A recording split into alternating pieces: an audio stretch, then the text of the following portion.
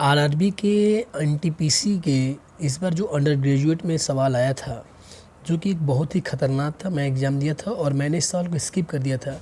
आइए देखते हैं इस सवाल में क्या है। कह रहा है कि एक दुकानदार 48 रुपये प्रति किलोग्राम की दर से चीनी खरीदता है। बेचते समय वह एक दोषपूर्ण तराजू का इस्तेमाल करता है जो 1 किलोग्राम के स्थान पर 960 ग्राम तोड़ता है। इसके अलावा वह क्रय मूल्य पर 20% के लाभ पर विक्रय मूल्य अंकित करता है और फिर अंकित मूल्य पर 10% की छूट देता है।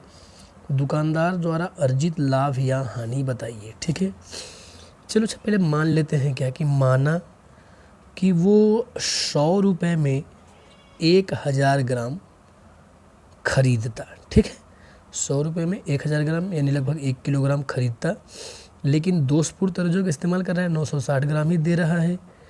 अच्छा आगे पहले देते तो हमारा सीपी क्या बन जाता, 100 रुपये हमारा बन जाता। ठीक है, ये हमने माना हुआ है।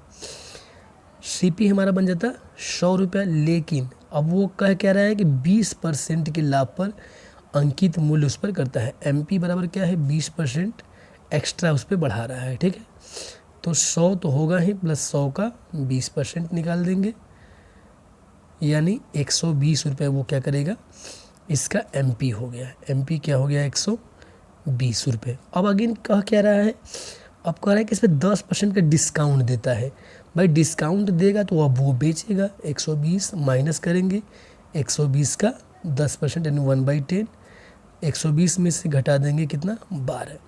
सेलिंग प्राइस क्या हो गया, 108 रुपये। अच्छा अगर 100 रुपये का खरीदता तब वो 108 का बेचता, लेकिन आखिर हो क्या रहा है, वो उसको दे रहा है केवल 960 ग्राम ही बेच रहा है। तो हम क्यों ना 960 ग्राम का दाम निकाल लें।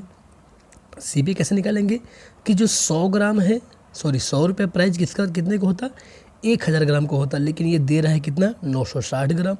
हम निकाल लेते हैं कितना होगा, 96 रुपये हो जाएंगे। ठीक है, यानी सीपी क्या हो जाएगा, 96 रुपये, और बेच कितने का रहा है वो 108 का।